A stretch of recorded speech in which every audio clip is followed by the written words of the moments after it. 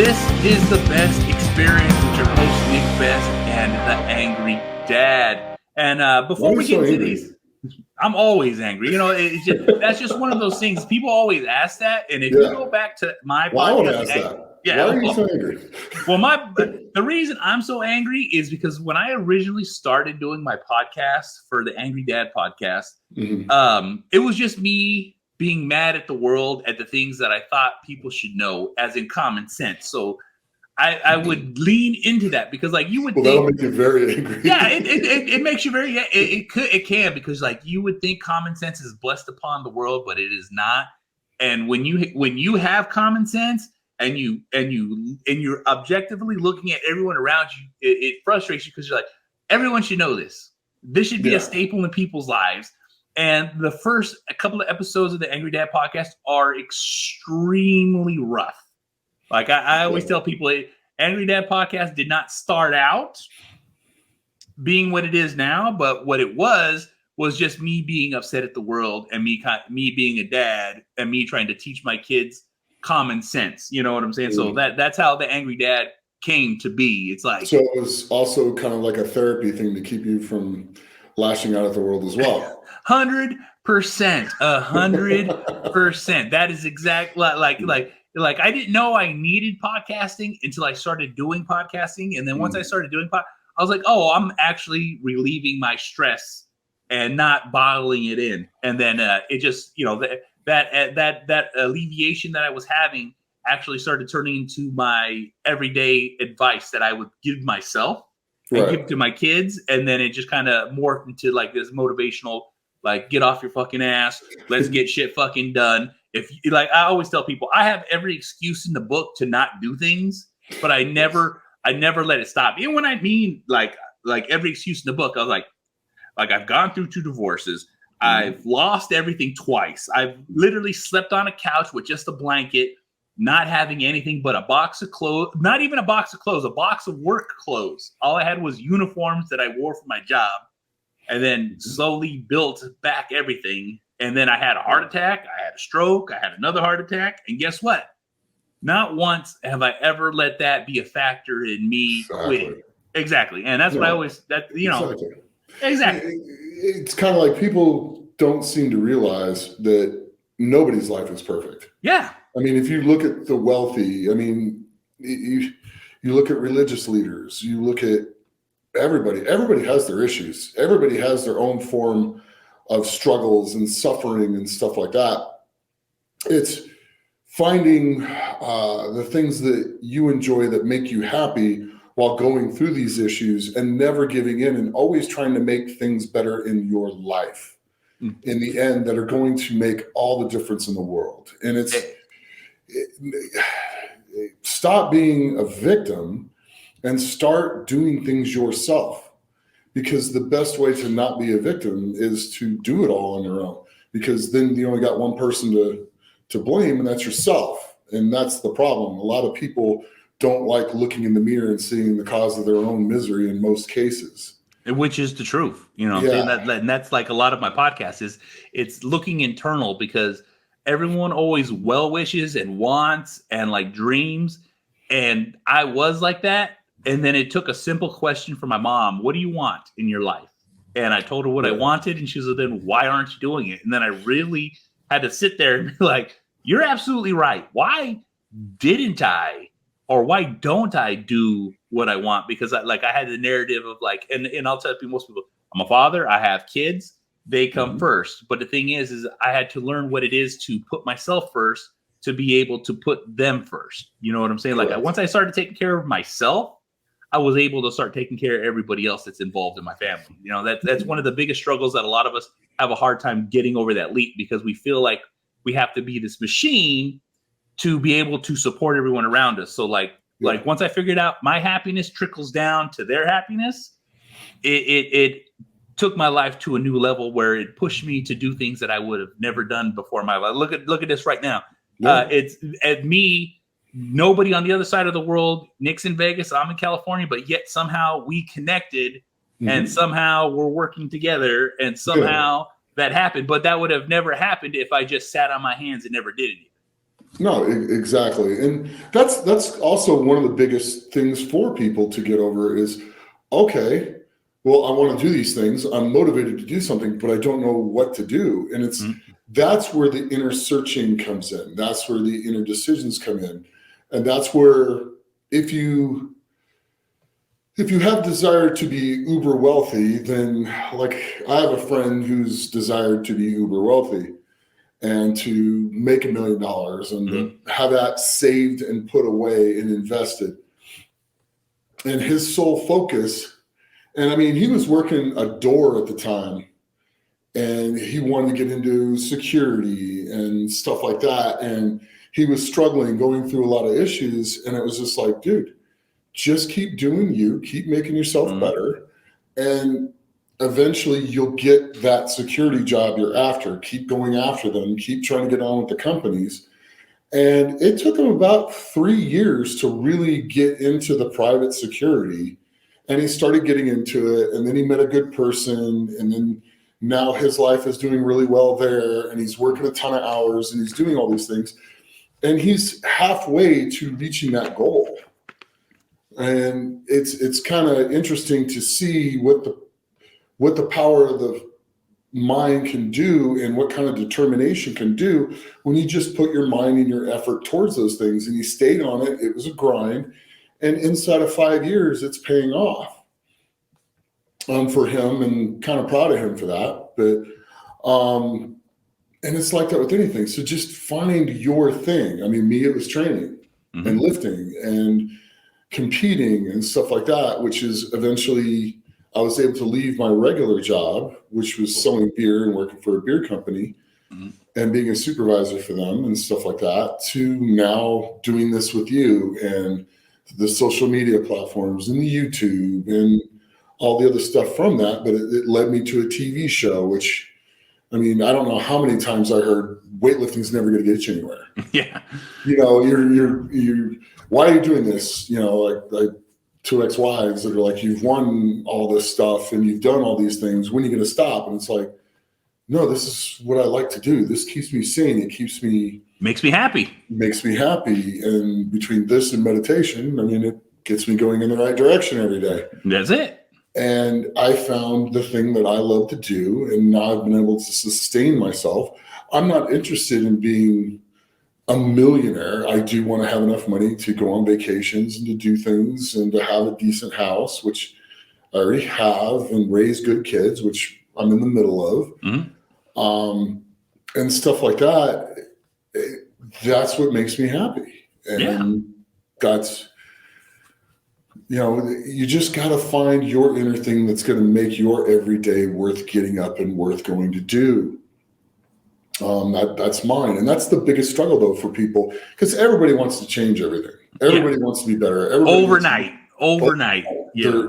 First, there is no overnight. Yes. There is no overnight. It's just willing to work and put your things in.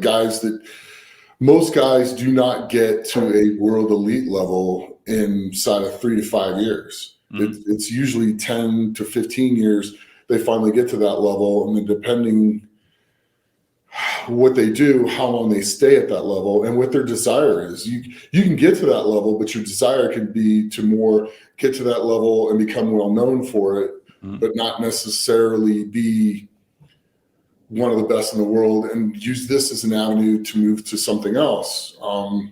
My prime example of that is probably, of all people, Robert Oberst. You know, the Righteous Gemstones are getting ready to come out in June. Most people don't know this, but he got a spot on Righteous Gemstones, and they signed him for another season. So he's going to be on that thing for 2 years, and that kicks off in June on HBO, which is a hell of a show. If you have not seen it yet, it is hilarious. Yeah. It's a fun Danny show. McBride, God.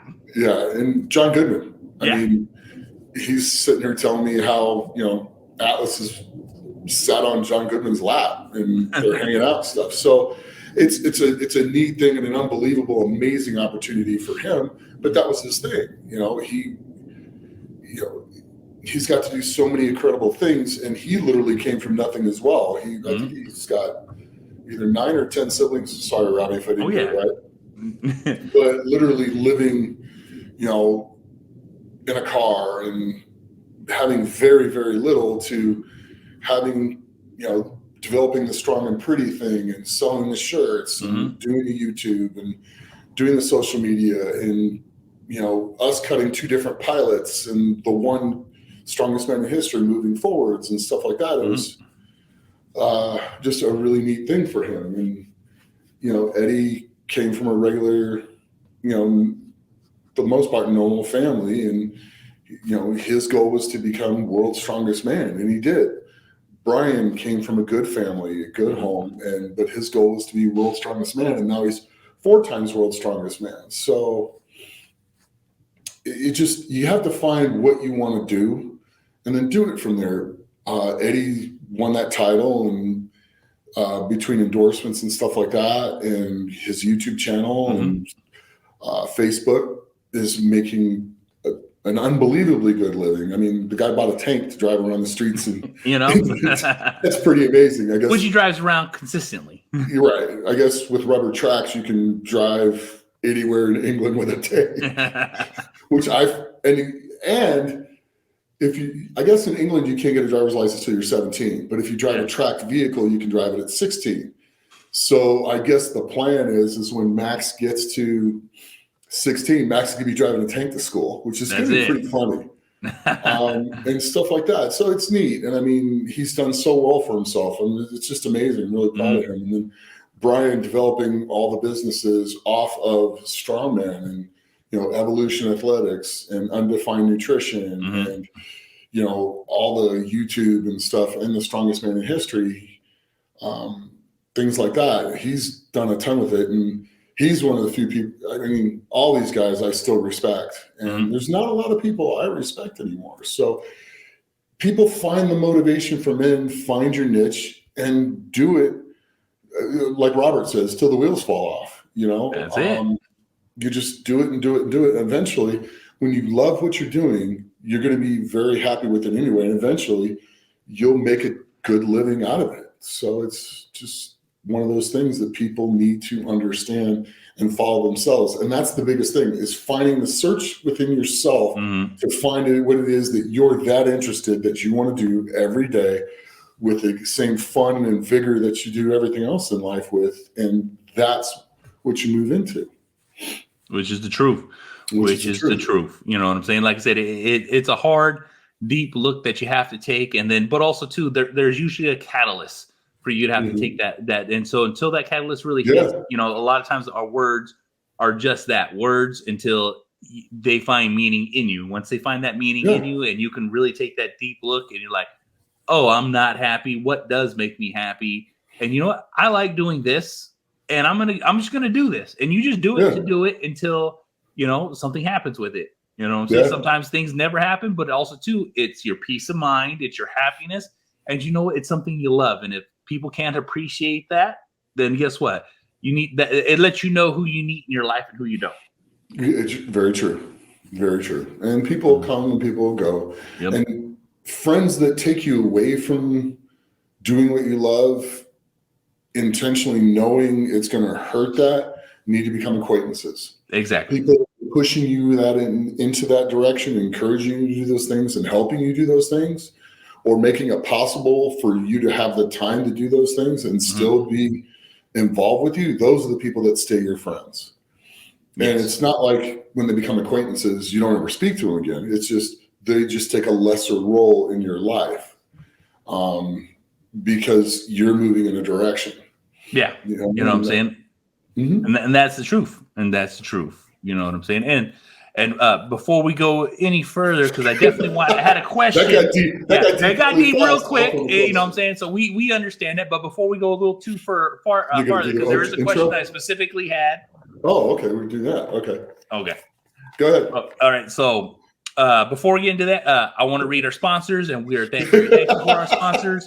Barbell Apparel, a premium athletic wear engineered for performance with a tailored athletic fit, refined clothing for athletic body types. So there'll be a link in the notes. Make sure you use it's barbell/best.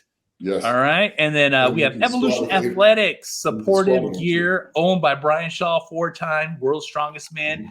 He believes in all the athletes and support their journey towards greatness. And guess what? Nick is wearing an athletic shirt. You see the banner behind him, but you know what? Every piece of equipment that Evolution Athletics make is the highest of premium. And God damn it, if it wasn't for that I used a soft belt, and that soft belt jumped me up so much in weight and things that I do because it's so much more comfortable than your standard soft belt. So links in the notes. Make sure you guys go check it out. And you always see Nick sporting the athletic gear in all his videos. Mm-hmm. Also, too, if you want to be coached by a 10-time World's Strongest Man competitor, a Masters World's Strongest Man, a world powerlifting champion, well, guess what? Nick is taking on clients. If you want to get trained by the best, someone with the years of experience, and especially for the Masters competitors out there, I am definitely talking to you, Master competitors. If you want to feel better, train better, and be better, well, guess what? Fill out the form in the link and get hooked up with Nick. And if you want Nick at your event, well, guess what? We will show up. He will show up. If you want him to speak, judge, commentate, meet and greet, let us know. You know what I'm saying? Fill out the form, and you know what? We'll get in contact with you. And everyone, you will receive an email specifically from me letting you know what needs to be done. Correct. All right.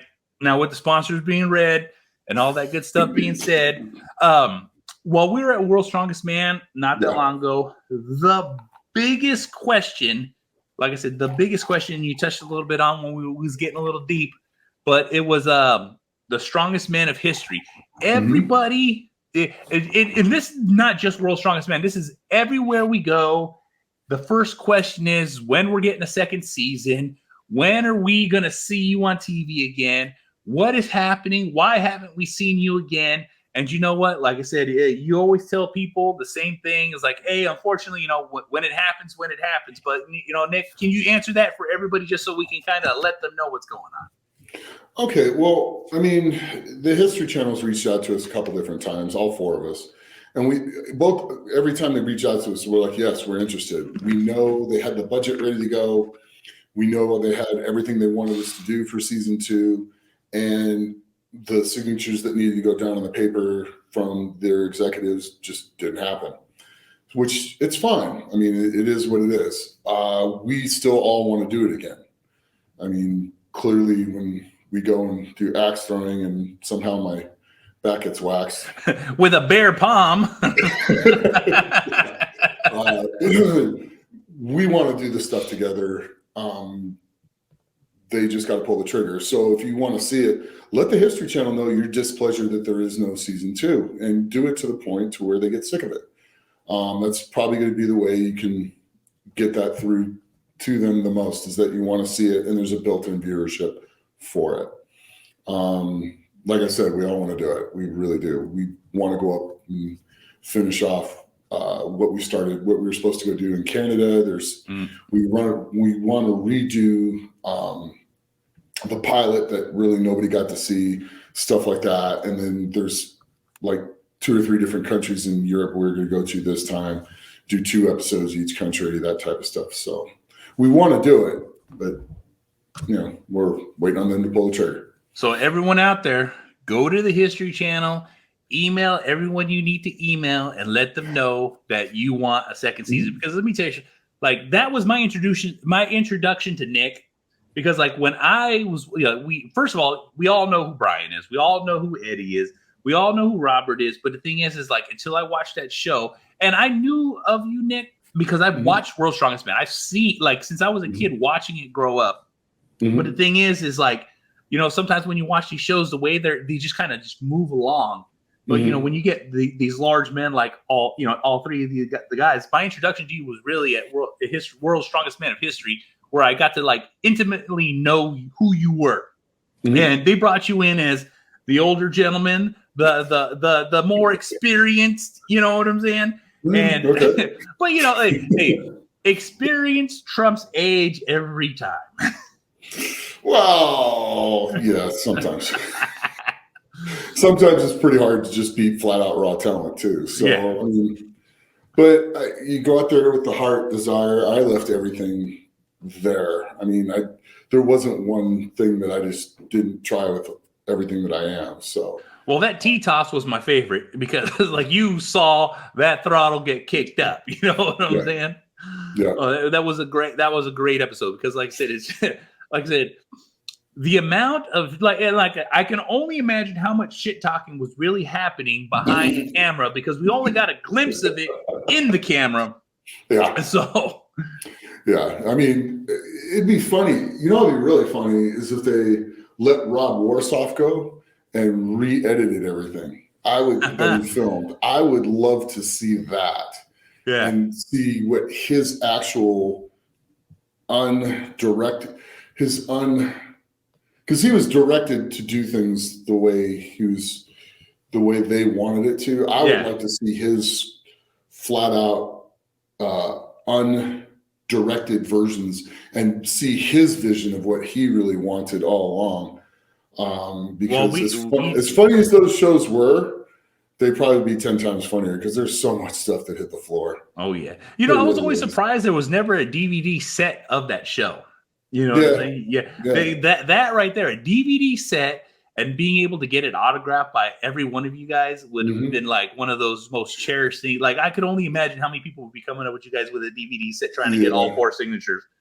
There's a few of the picture of the strongest man in history with the 4 of us on there, and it says in there, there's probably 40 or 50 of those signed copies around.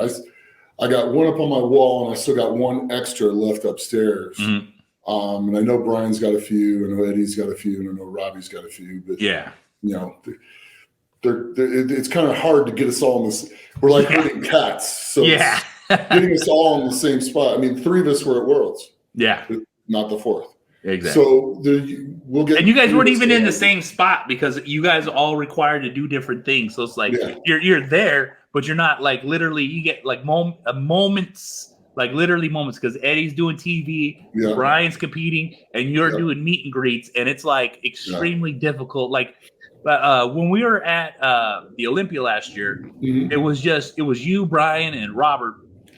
And we like that was just a brief moment in time too, because like as soon as all 3 of you guys are together, the mob around us just grew. There was already a line to see Robert, but all of a sudden when it's all 3 of you guys, the crowd was just tremendously larger. Yeah, and then all the antics start, and it's just fun. It's just fun. It really is. It's special. But yeah, the chemistry between all 4 of you guys is just unparalleled because, like I said, it definitely translated through TV. And like even when you guys do your YouTube videos together, but all you guys gathered up at Brian's house, it was like I said, it was almost like mimicking the shows. Like we're right back where season 2 should have done picked up. Because I think it would be fun to do some of Brian's feats of strength. Oh man! And reenact a lot of those at his place. Actually, some of the crazy stuff he's managed to do because. I mean, between him and Eddie and even Robert, you know, we've all done some pretty nutty things. So it'd be kind of fun to do that with Brian's because I mean, he's got so many of them. Definitely. Well, you know, since we've answered that question pretty much on the head right there. What is the next event that like I said, I know the Shaw class is coming up. Is there anything before the Shaw class is coming up that we're going to actually be attending? That the public can go to, maybe the Fit Expo.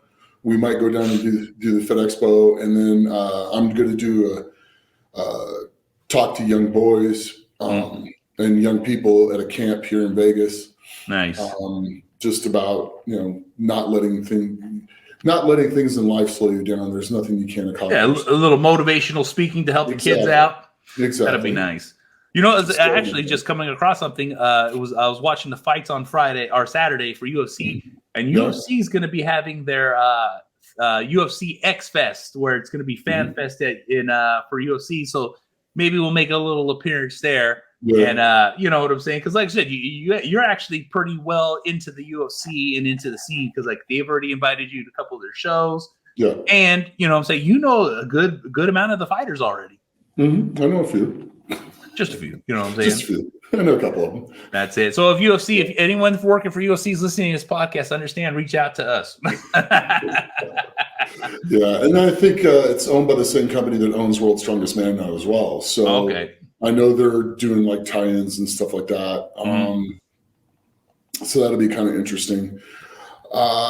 It's kind of neat. My biggest thing that I'm the most anxious for is Bella Meir to graduate college. Yeah. I cannot wait till she graduates college because the UFC's already signed her. So I just can't wait to see her start fighting in the UFC. Well, we'll see how everyone else fares against her, because, like I said, just from the way you're talking about and the way that she's trained, and right off top, having someone that's not just coached her but been by her side, her dad. You know what I'm saying? Yeah, that's a tremendous backing right there. Oh yeah, just the way she's grown up with her and Cage, and then them always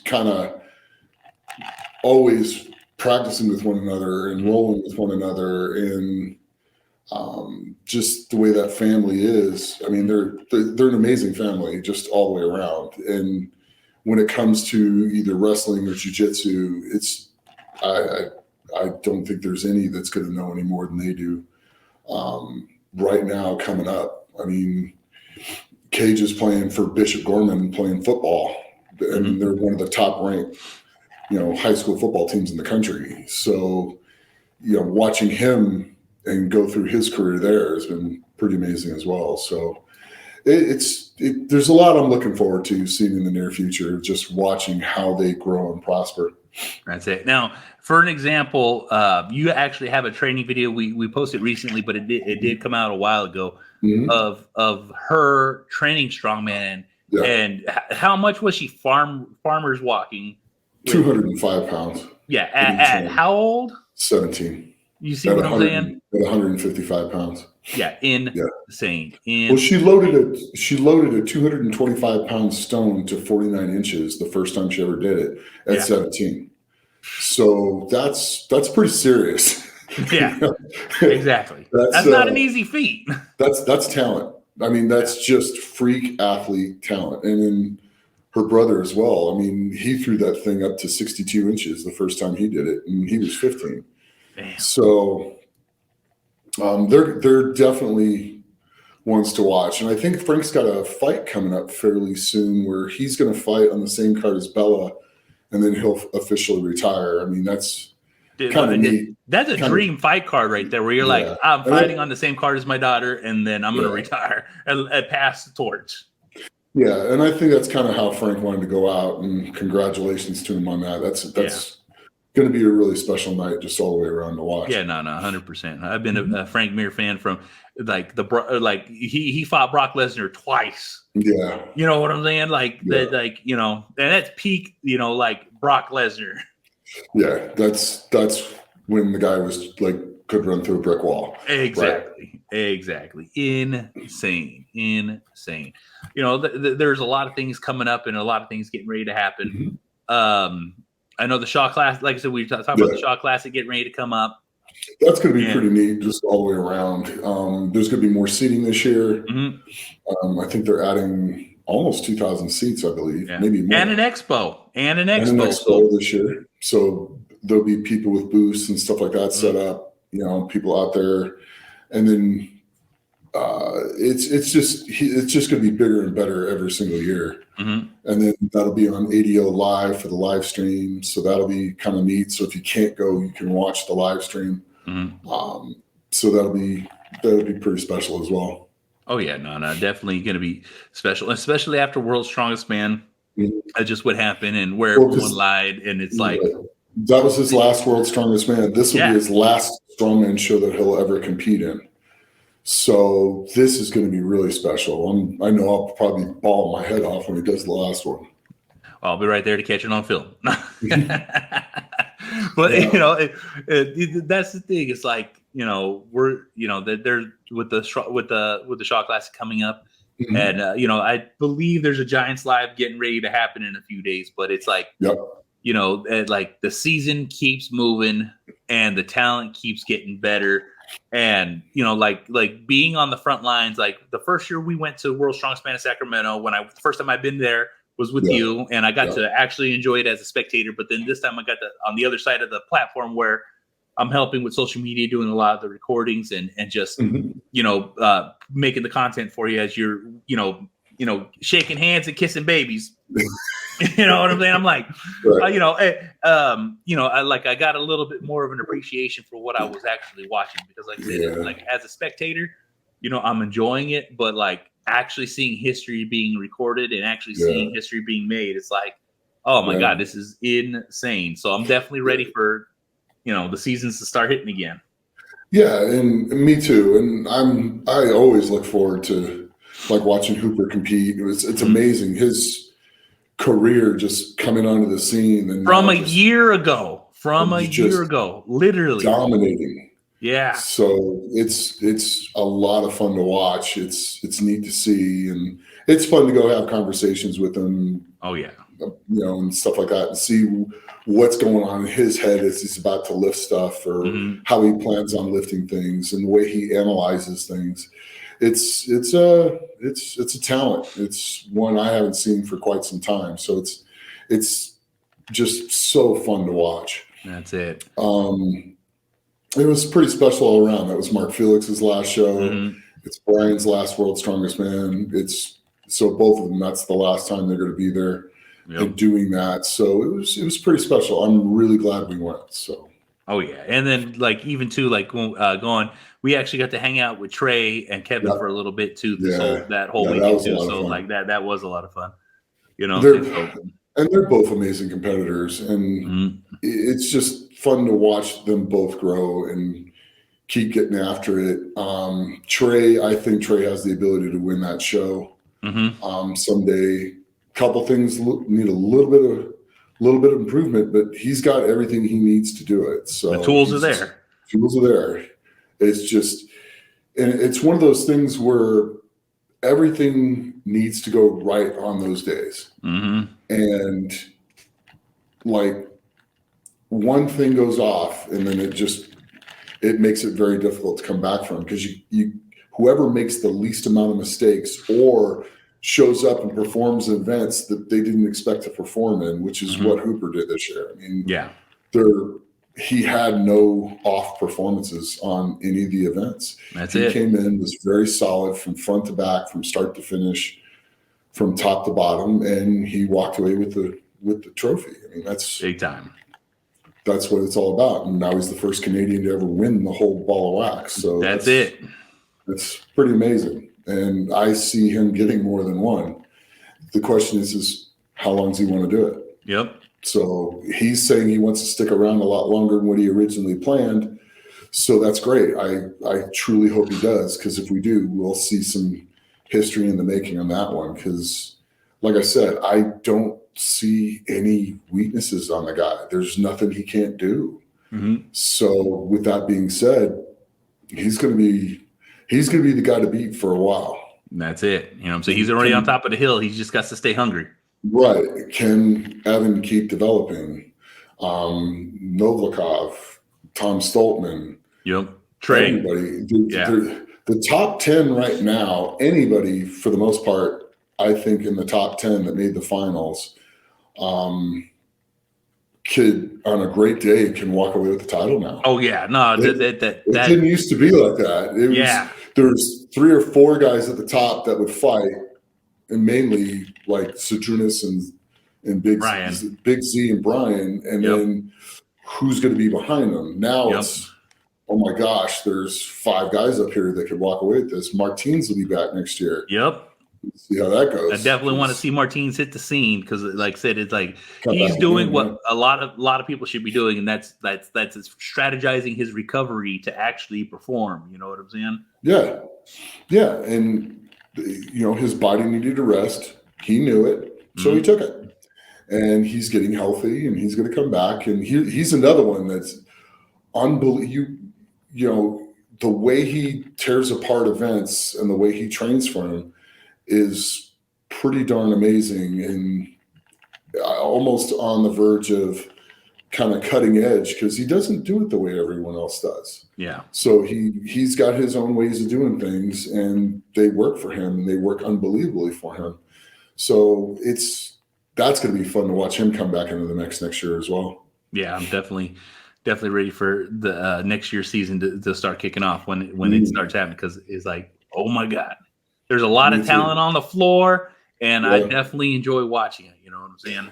Yeah, and now I'm just kind of getting to the place where I want to see what my body's still capable of doing after this. So we'll see what happens in this powerlifting meet. If good things happen in the powerlifting meet and I'm happy, might have to go pick my shoes up. So, hey, well, and that's the thing too, is like, even when you made that decision was made with information that you had at that moment in time, what was actually transpiring with you. Because for everyone who's listening, Nick competed with cancer. Nick was training with cancer. Nick was training with not broken ribs, but bruised, severely bruised ribs. Severely bruised ribs, and still came in second. Because you got to imagine, if you would have been on top of your game, no bruise, no psychological thing holding you back, that you would have been first place right off top. Well, you still got to go do it. And Mark is an unbelievably good competitor. Yep. You can't make a mistake. Yeah. And the two of us have the same strengths. We have the same weaknesses. Yep. And we're very evenly based. So my goal was, I knew the only person I had to really flat out go after was Mark. And I was training for the strengths and training for the weaknesses. And, there is no excuse. Yeah, at the end of the day. But I was watching you train. I was recording you train. And goddamn it, you was firing on all cylinders all the way up to that point. You know what I'm saying? It's okay. But like I said, after this powerlifting meet, we'll reassess. Because guess what? That's what we're allowed to do. You know what I'm saying? I'll say that. I'll say this now. If 1,000 kilos go down, I will probably be at OSG. That's what I'm talking about. If 1,000 kilos doesn't go down and it's close, we'll see. But that's it. I got to see what my body's willing to do. I mean, I love doing it. I live for it. Yeah. So, and I enjoy the process. So the competing is the reward to the process. That's it. So, we'll see. That's it. All right. With that said, Nick, hit these people with those words they need to hear. I got to finish chewing my eyes. Goes like that. Nice and cold. Hey, thanks for watching. If you like, share, subscribe, like, share, and subscribe. And as always, train hard, train smart, and go out there and strive to be the best you can be.